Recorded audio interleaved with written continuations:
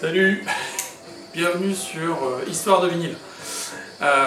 C'est la centième vidéo de la chaîne que j'ai débuté il y a environ un peu plus d'1 an et demi maintenant. Merci à toutes celles et tous ceux, peut-être qui suivent depuis le début, ils s'en trouvent peut-être parmi vous. Toutes celles et tous ceux qui ont rejoint la petite communauté en cours de route, qui se sont abonnés, qui ont partagé, qui ont commenté, bref. Alors, la centième. Oui, bon, on fait un truc spécial. Pas vraiment, mais je me suis dit, tiens, il y a quand même une richesse à explorer. Et encore une fois, je me répète toujours, mais bon, ça dépend de ce qu'il y a dans la discothèque, et en particulier en vinyle, même si là, je vais peut-être un petit peu... bon, bref. Vous l'avez vu dans la miniature, le rock en France, entre 1970 et 1975, c'est vrai que là, il y a des choses extraordinaires qui se font. Mais tout de suite, je préfère préciser que je ne vais pas aborder la variété, je ne vais pas aborder les rockers, genre Dick Rivers, Eddie Mitchell et Johnny Hallyday, non pas que je méprise tous ces gens-là, loin de là. Mais c'est pas tout à fait ma tasse de thé, et vous l'avez compris si vous suivez la chaîne, moi je suis plutôt du côté effectivement pop rock en général, rock psychédélique, rock progressif, hard rock, bref, les trucs un petit peu bizarres aussi, bien entendu, hardcore, voilà. Et il se trouve que justement dans le rock français, au tout début des années 70, il se passe des choses extraordinaires, il y a des albums. Alors le problème c'est que souvent ils sont assez obscurs, assez mal distribués, médiatisés à l'époque, bref. Ce qui fait que certains d'entre eux sont vraiment des collecteurs aujourd'hui. Bon, pour les collectionneurs tant mieux, pour des gens comme moi qui ne suis pas collectionneur, évidemment ça devient un peu compliqué, mais heureusement il existe des rééditions. Donc ce que je vous propose de faire, c'est que je vais faire dans l'ordre chronologique de sortie des albums, même si pour certains groupes je présenterai plusieurs albums parce que ça me paraît important. J'ai mis 1970-1975, mais évidemment le beat il fait jamais tout le monde comme tout le monde veut, bref, ou l'attend. En tout cas, je vais commencer en 1969 et puis je vais terminer en 1976 parce qu'il me semblait que dans les deux cas il fallait parler de ces groupes-là et de ces albums-là en tout cas. Donc voilà, dans l'ordre chronologique. C'est parti.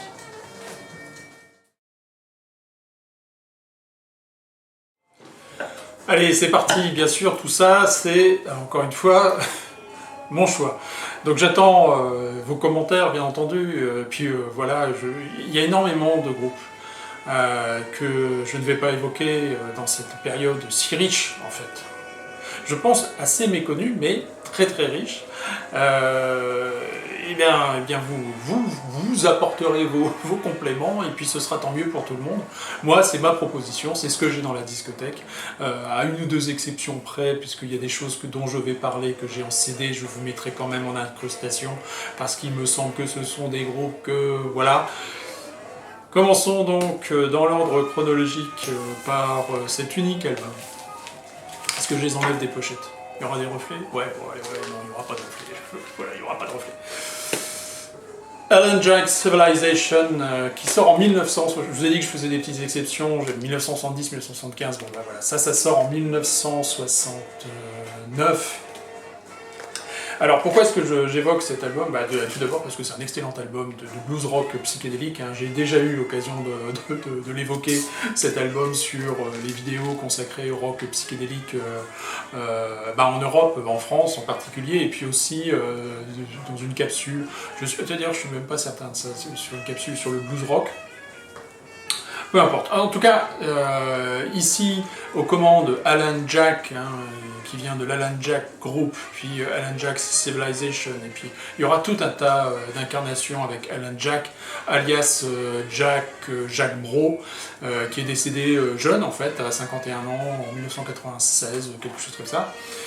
Donc qui est organiste, lui, et qui s'entoure effectivement ici de musiciens tout à fait exceptionnels, et c'est ça, il aurait fallu que je tisse en fait une espèce de toile d'araignée entre les différents musiciens et les différents groupes de rock français du début des années 60, en particulier dans cette mouvance un petit peu très libre, très libertaire. C'est un trait de caractère en commun avec la plupart des groupes dont je vais vous parler, c'est cette espèce de liberté, cette espèce de désinvolture, parfois une espèce d'humour aussi potache, souvent de très très bons musicien, mais en tout cas un très grand esprit de liberté qui souffle là-dedans, avec des influences extrêmement variées. Alors là, le blues est au rendez-vous, mais pas seulement, le rock psychédélique également, et parmi les musiciens que j'ai évoqués, il y a Claude Olmos à la guitare, qui nous délivre des solios absolument fantastiques, qui lui va réapparaître dans Magma, par exemple, qui va réapparaître dans Alice, le groupe Alice, toujours sur Big Records. Donc cet album, il est sorti en 1969, c'est un super grand album. Et deuxième musicien, c'est Jean Falissard, le batteur, que lui, nous allons retrouver au sein de Abracadabra, par exemple. Bref, et puis de tout un tas d'autres groupes de cette époque. Bref, Bluesy Mind, 1969, Alan Jack Civilization, tout à fait fantastique. Autre groupe. Premier album 1969, ah oui, encore c'est le groupe de Marc Tobali, de Joe Lubb, etc. Donc 4 musiciens, dont 3 sont originaires du Maroc, ils sont juifs marocains, et donc ils vont former avec Petit Pois, qui je crois que c'est le bassiste, qui lui est de France métropolitaine, dirons-nous, le groupe Variation, dont les influences sont clairement du côté des Crimes, et le premier album, Nador, donc sorti sur Traité Marconi. Et alors il a été précédé par plusieurs 45 tours, il y en a un avec Free Me, j'avais déjà eu l'occasion de montrer ces albums-là dans le cadre du rock psychédélique en Europe et ailleurs. Effectivement, pour moi c'est un album de rock psychédélique, donc tout à fait fantastique. Et puis après, donc avec un guitariste c'est quand même assez brillant, et donc après, ça va se diluer, ça va devenir très rock and roll, et c'est pourquoi je vais vous présenter juste le deuxième album, enfin, d'ailleurs le deuxième album du groupe, en effet, c'est Take It or Leave It, qu'ils enregistrent à Memphis, Tennessee, sous la houlette du producteur Don Nix, excusez du peu, et puis là on est clair, ils ont une orientation qui est cette fois-ci... on sent l'influence des Rolling Stones quand même dans tout ça, donc ça reste un très bon groupe à mon avis de scène à l'époque, ça devait être tout à fait intéressant. Ils font des tournées internationales, ils font les premières parties de Johnny Hallyday. Voilà, Take It or Leave It, c'est une curiosité, sorti en 1973, ça reste dans les clous. Alors, suivant, Hameçon. Alors cette fois-ci on est dans... Bon, ça se rapproche peut-être éventuellement, mais de façon très distante de la première partie de l'aventure Variation, dans le sens où les influences du côté du rock psychédélique, en particulier du rock psychédélique anglais, sont évidentes ici. Au sein, vous avez Marc Blanc qui rejoindra Red Noise, que j'évoquais tout à l'heure.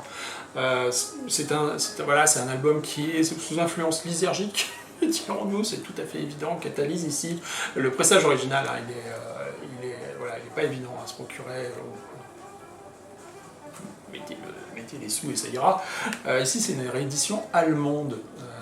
C'est une des premières rééditions de cet album. Il a été réédité récemment, je crois, même cette année, encore une fois. Ouais, c'est un superbe album de rock psychédélique, très planant par moments. Si vous ne connaissez, à découvrir. Alors effectivement, je ne vais pas forcément entrer dans les détails de l'histoire des différents groupes, etc. Mais quand même, quand même un petit peu. Alors, un autre groupe qui est fameux parce qu'en son sein, il y a un certain Jean-Louis Lefebvre qui deviendra Jean-Louis Magin. Bah, ça tombe bien parce que ce groupe, c'est Magin. Pareil, et donc cet album il est sorti en 1970 ou 71, je ne veux pas dire de bêtises. Là c'est une réédition parce qu'encore une fois le pressage original chez Vogue, en bon état, en bon état, pas facile à dégoter, mais bon, tout est possible, tout est possible. Donc là c'est une réédition qui est chez Souffle Continu, et je vous invite à regarder cette maison d'édition, parce qu'ils ont réédité tout un tas de groupes de rock français, en particulier parmi les plus obscurs, bref, du début des années 70. Alors là, on est complètement dans le rock psychédélique, ils chantent en français, et les paroles, effectivement, les producteurs ont battu trop écouter, parce que c'est souvent potache, on dira, avec des références clairement sexuelles, bref.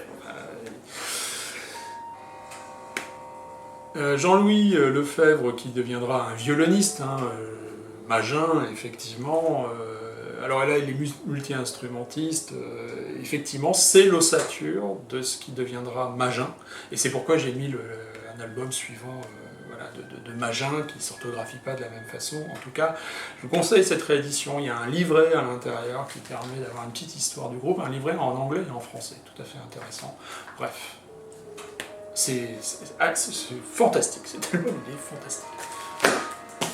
Alors, Magin, justement. Alors, Magin, ça c'est le deuxième album du groupe Magin, donc vous allez retrouver quasiment tous les musiciens qui sont là. Donc Jean-Louis Lefebvre, donc Magin, Jean-Louis Magin, bref, et j'adore cet album. Comment s'appelle-t-il? Alors, il n'a pas de titre officiel, mais je crois que c'est le fils de Colin Maillard, quelque chose comme ça. En tout cas, il apparaît sous ces références-là, sur un label qui va être important en France au début des années 70, qui est le label Sarava, dans lequel vous allez voir produits des albums de Catharsis, sur lesquels je vais revenir, mais aussi des premiers albums de Higelin et Ariski, Brigitte Fontaine, etc. Bref, un label très très important de musique folk française indépendante, en tout cas, et à l'évidence, ça c'est un super album. Encore une fois, il y a de l'humour, et clairement, et je vais y revenir sur plusieurs groupes français du début des années 70, une influence qui est très très nettement du côté du rock anglais de Canterbury, c'est-à-dire, j'ai déjà parlé, évoqué dans les vidéos sur rock progressif. Donc Soft Machine, par exemple, bien sûr, sa déclinaison française avec Gong.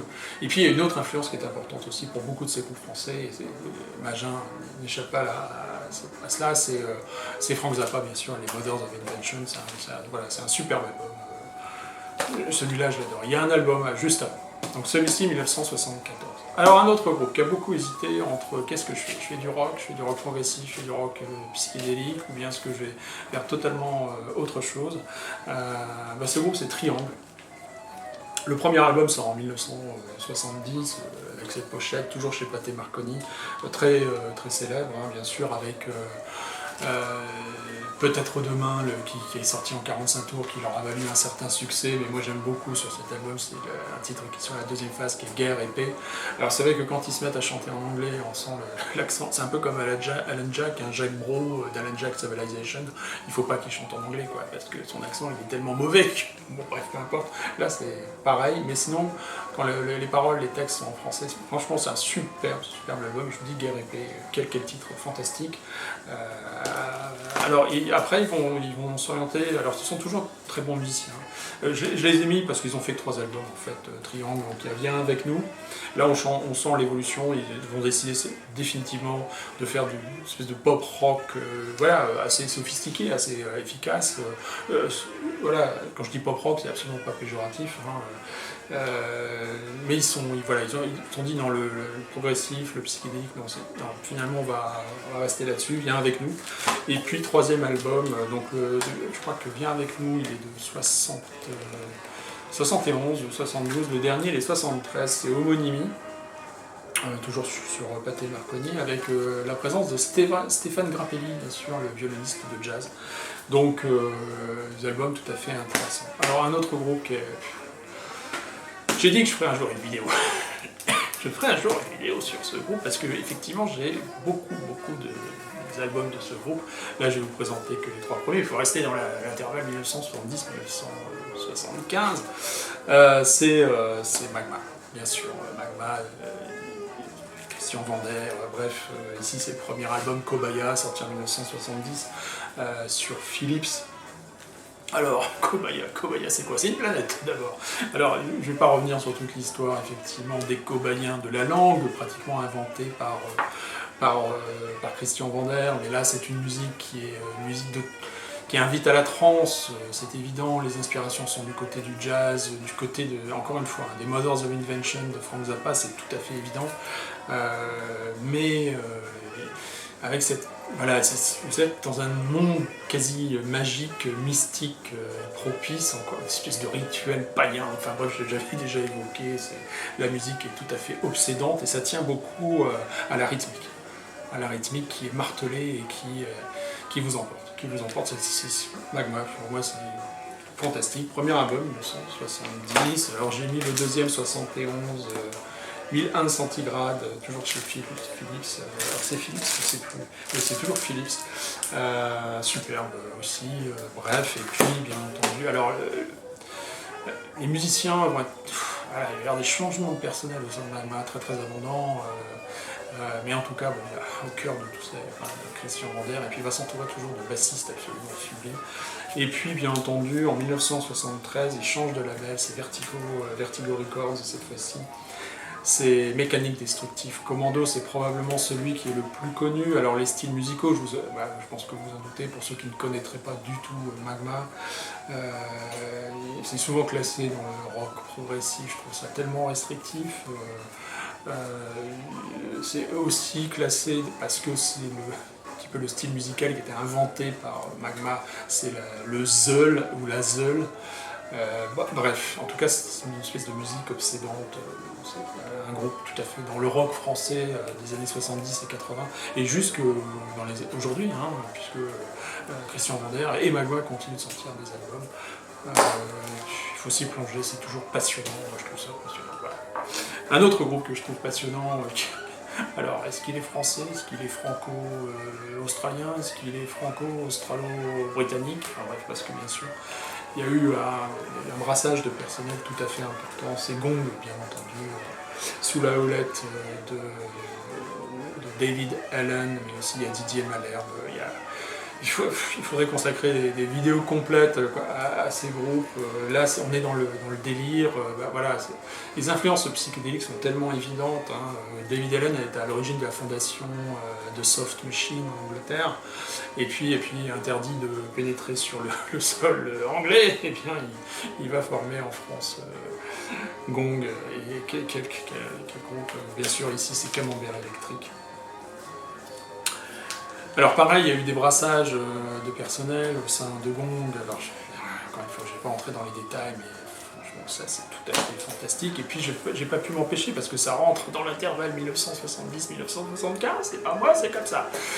C'est la fameuse trilogie, bien sûr, où là, vous allez la voir vous avez Stevie Lage qui va rejoindre le groupe, le guitariste qui est absolument fantastique.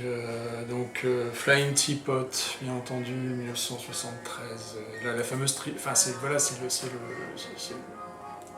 donc c'est une musique qui est délirante par des musiciens extrêmement brillants, où la part d'improvisation est importante, ou en tout cas le délire est important, avec beaucoup d'humour. Ils vont faire tout un tas de festivals, de concerts, etc. Flying Teapot, bien sûr, 1973, même année, Angel's Egg, tout ça c'est sur... Flying Teapot c'est sur Big Records, là c'est l'édition japonaise, là c'est Virgin Records, et puis le troisième de la trilogie, 1974, c'est You, quelle trilogie tout à fait exceptionnelle, bref.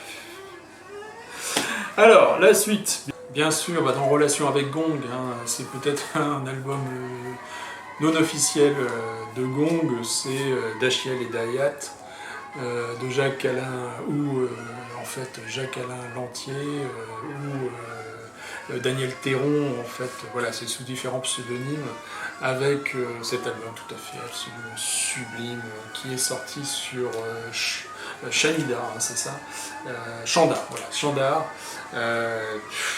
Obsolète, bien sûr. Là, c'est du gong, avec une espèce de délire psychédélique. Les paroles sont en français, et bien sûr, il y a la fameuse Chrysler Rose, qui là aussi, il existe une vidéo où il a changé les paroles et il l'a appelé Mystère Rose aussi, où là, il ne parle pas d'une voiture, d'une Chrysler au fond de sa cour, mais d'un avion. Bref. Total délire. Il y a une autre incarnation de Daniel Théron, c'est Melmoth, que j'ai pas dans la discothèque, qui est tout à fait intéressant également. Bref, superbe à découvrir. Que puis-je dire de plus? Vous avez Gong, et vous avez un délire complet, donc c'est de la musique psychédélique pour moi, j'ai déjà évoqué. Voilà. Et version franco-australo-anglaise, tout à fait passionnante. Alors là, voilà un groupe que j'avais mis en fond sonore dans l'introduction de la vidéo. Alors, je ne l'ai pas mentionné, mais il y a quand même pas mal de ces albums qui ne sont pas évidents à trouver. Alors là, un autre album qui est là pour le coup, ici c'est le pressage original, un groupe absolument fantastique, donc que j'ai mis en intro. Moving Gelatin Plates, ils ont fait 2 albums, ici c'est le premier. Encore une fois, il y a des musiciens brillants. Voilà, point. Il y a Maurice Elmlinger, Gérard Bertram, Didier Thibault. Vous avez des cuivres. Clairement, l'influence est du côté des Mothers and Invention, pour moi, personnellement. Mais bien sûr, ils créent un son qui n'appartient qu'à eux. C'est une musique qui est principalement instrumentale. Hein. Difficilement classable, mais en tout cas avec beaucoup de délire. Voilà. Et puis des ruptures de rythme, vous êtes toujours... vous écoutez, vous ne pouvez pas vous enfuir et lire un bouquin en même temps, c'est impossible, parce que vous êtes sollicité en permanence avec... c'est brillant. C'est brillant. J'ai pas le deuxième album en vinyle, je n'ai que le premier, mais les 2 albums sont hautement recommandables. Moving Gelatin Plates sur CBS, la série AKT, je sais pas s'il y a eu d'autres, sûrement. Ouais. Alors là, vous allez dire, Edith, quand même, t'exagères. Ben non, je vous ai dit, hein, les influences, souvent du côté...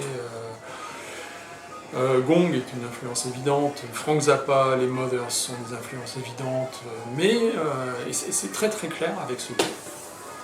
Vous avez peut-être lu dans la liste, hein, premier album de Martin Serkis, Acte 2, bah, je m'excuse, vous y êtes totalement. Hein. C'est l'inspiration, elle est du côté de Zappa, hein, à la fois dans l'humour, à la fois dans bien sûr la musique qui est très riche, c'est un double album qui est indispensable. Alors bien sûr, il y a Je m'éclate au Sénégal dessus qui a été leur succès, et puis après c'est vrai qu'ils vont s'orienter vers de la variété, on va dire, bref, mais là, le premier album de Martin Serkis, moi je le recommande vivement. Alors bien sûr, il y a des moments qui sont un petit peu faibles, il faut quand même penser aussi qu'il chante en français, hein, ça ne veut pas dire que c'est pas pour ça que c'est faible, non, mais ils le font, et avec cette richesse musicale, et puis encore une fois, ce délire, quoi, on a envie de se faire plaisir, cette liberté, on est là pour ça, et Martin Serkis, c'est exactement ça. Super. Alors un petit peu plus sombre, peut-être, un petit peu plus mystique, dirons-nous, un petit peu plus spatial, cosmique, avec ce groupe que j'aime beaucoup, ici les Chevrons de Catharsis. Alors j'ai déjà évoqué dans la vidéo consacrée, une des vidéos consacrées au rock progressif, effectivement, eux, il n'y a pas de texte, hein, ce sont des chants, c'est presque des psalmodies, donc l'orgue est extrêmement important, et c'est vraiment l'ambiance, vous êtes pris là-dedans. Alors voilà, c'est un petit peu les hippies français avec eux, bon, un petit peu tous les groupes dont je viens de parler. Hein. Mais cet album, il est absolument fantastique. Il y avait un album précédent qui est Masque, et puis il y en aura un ou deux suivants que j'ai évoqués, hein, que j'ai dans la discothèque, mais là le nom m'échappe. Le Boléro du Bois des Dames, peut-être, je me souviens. Bon, bref. Super, en tout cas, là vous êtes totalement dedans sur le label Sarava, c'est un superbe album.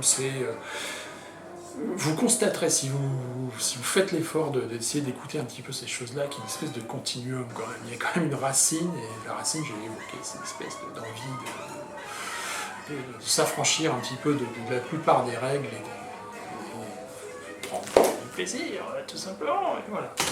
Alors, un autre groupe peut-être plus évident, mais qui a un intérêt, moi je trouve, tout à fait considérable pour ses textes. Hein, c'est le groupe de Christian Descamps, bien sûr, c'est Ange.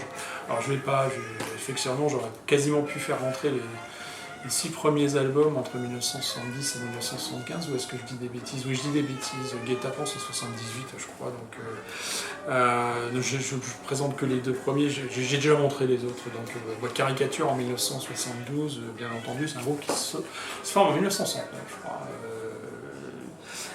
C'est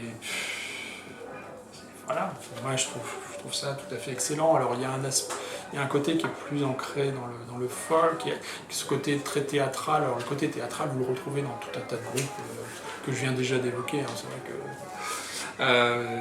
en tout cas dans la diction, dans les textes, bref, c'est ouais, bah oui, un incontournable pour moi, Ange, tout à fait incontournable. Et puis le suivant, Le Cimetière des Arlequins, avec leur reprise de Ces gens-là de Jacques Brel, bien entendu. Et puis on aurait pu aller Émile Jacotet.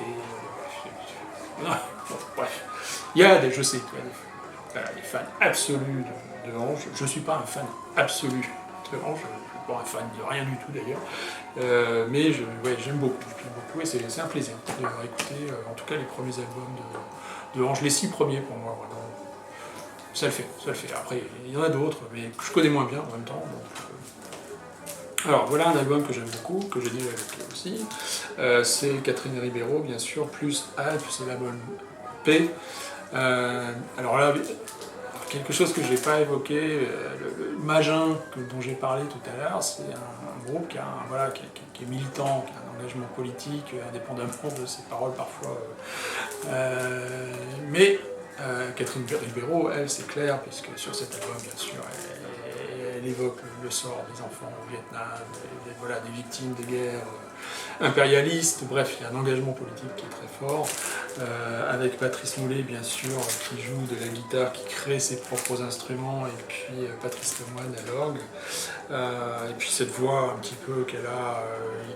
Et moi je trouve que cet album il est vraiment très très bien, et puis là cette inspiration donc d'improvisation très libre, libertaire dans l'approche de la musique qui est tout à fait excellent. Un jour la mort, c'est un texte absolument fantastique, et puis la musique est superbe. Moi j'aime beaucoup cet album, je vous le conseille vivement.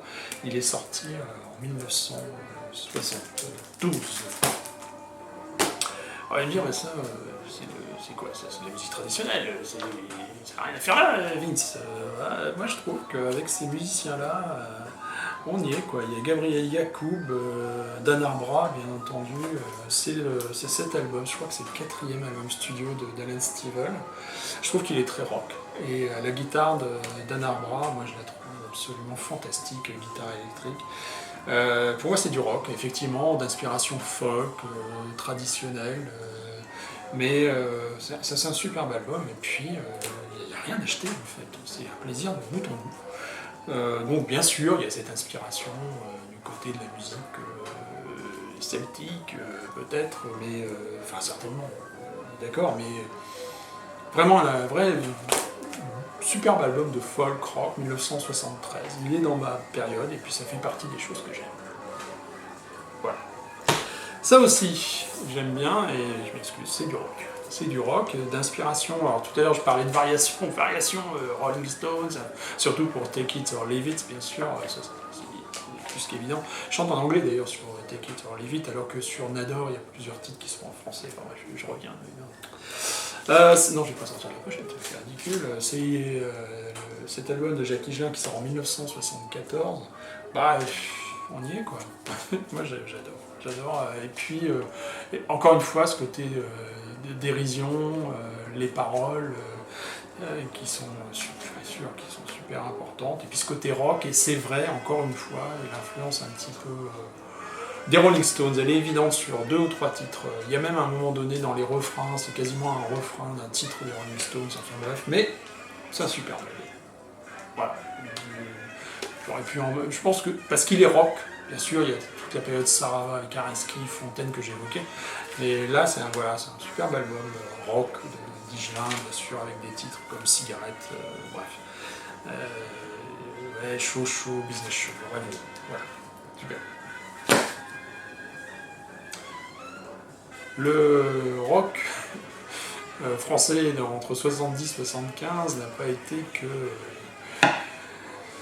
qu'aventurier. Disons qu'il y a eu une transition. Bon là effectivement je suis passé par Higelin, mais il y a eu quand même 2 groupes qui dans ce délire qui étaient d'abord des délires souvent psychédéliques, d'influence zappaesque, et puis on va aller vers le progressif. Il y a 2 groupes que je vais juste mettre en incrustation, que j'aurais pu évoquer plus tôt, parce qu'effectivement il y a pas mal de musiciens, par exemple dans Alice, il y a Claude Olmos qui va rejoindre Alice, il y a Pierre Falissard qui était dans l'Alan Jack Civilization.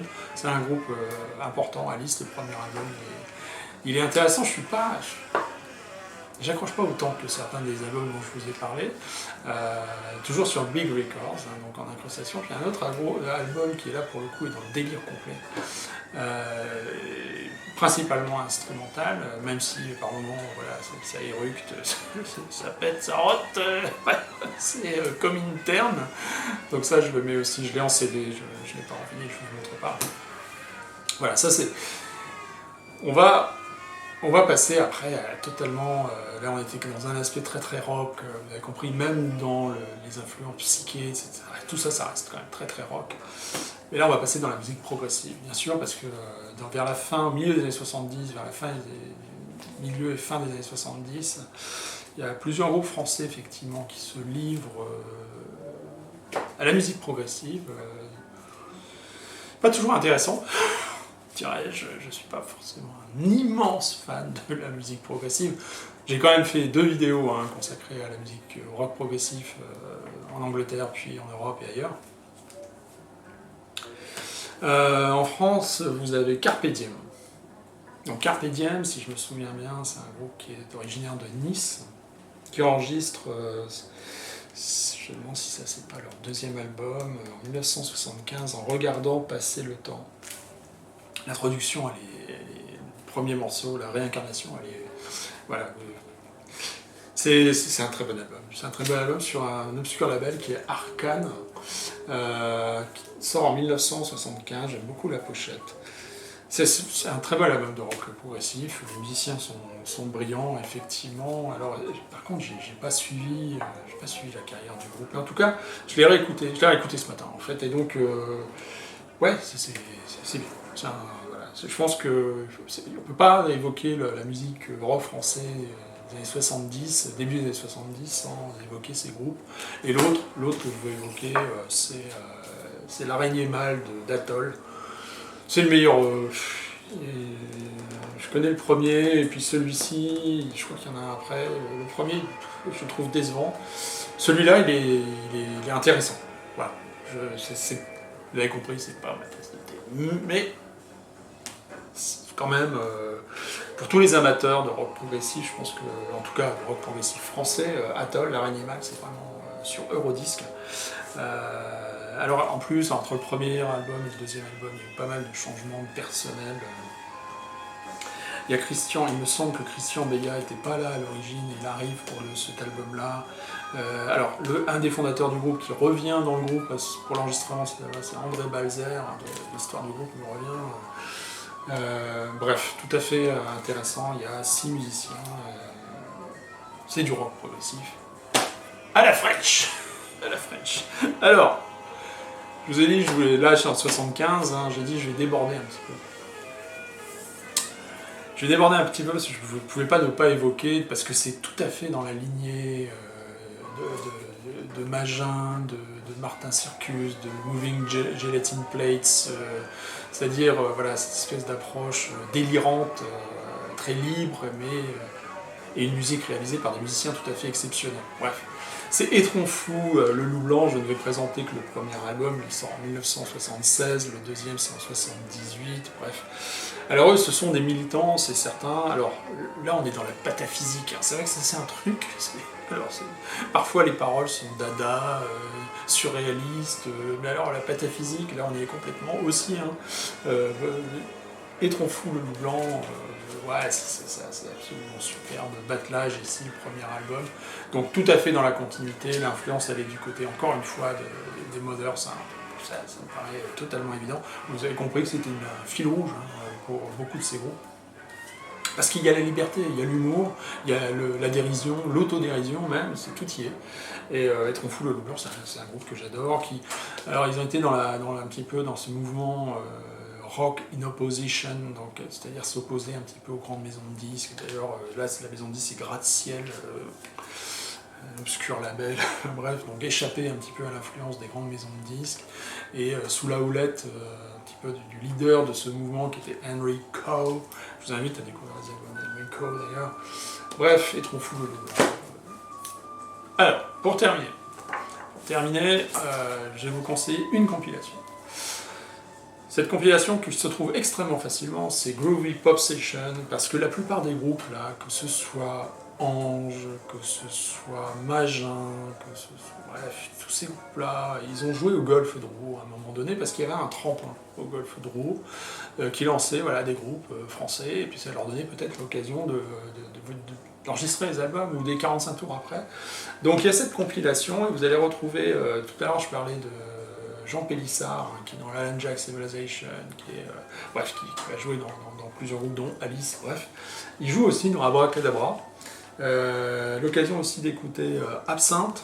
Il faut savoir que ces groupes-là, ils ont fait au mieux un 45 tours. Hein. Donc, bien sûr, Ange, les Moonlights, Pulsar. Alors, Pulsar, ça, effectivement, ça, j'en ai pas dans la discothèque. Puis, je suis vraiment pas un fan, donc j'ai pas envie de parler de groupes que j'apprécie pas vraiment. Là, vous avez compris, c'est que des choses que j'apprécie. Donc, Pulsar, et vous avez Ange, bien entendu, avec un titre inédit enfin, il me semble, hein, de Ange, le vieux de la montagne. Bref, compilation à chercher parce que vous avez des enregistrements en live de ces groupes, c'est tout à fait unique. Et puis, je vais terminer parce qu'il me semble, je pouvais pas, je l'ai pas mis dans la chronologie, je voulais vraiment le mettre à la fin, je pouvais pas ne pas évoquer cet album. Parce que pour moi c'est un grand album de rock, de pop rock et à la française, c'est clair, mais sous influence, clairement, les musiciens sont anglais. C'était Histoire de Melody Nelson, de Gainsbourg. Voilà. Pour terminer cette série, pour moi c'est un monument. On est complètement dans la musique pop, rock, avec...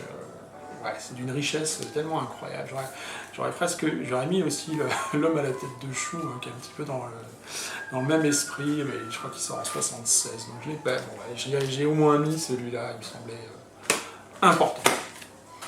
Voilà pour la 100e vidéo consacrée au rock français. N'hésitez pas à commenter, bien entendu, à vous abonner le cas échéant, et puis peut-être qu'il y aura une 101e vidéo, qui sait. Rien n'est moins sûr. Allez Vince, it's me. Cares about you. Salut.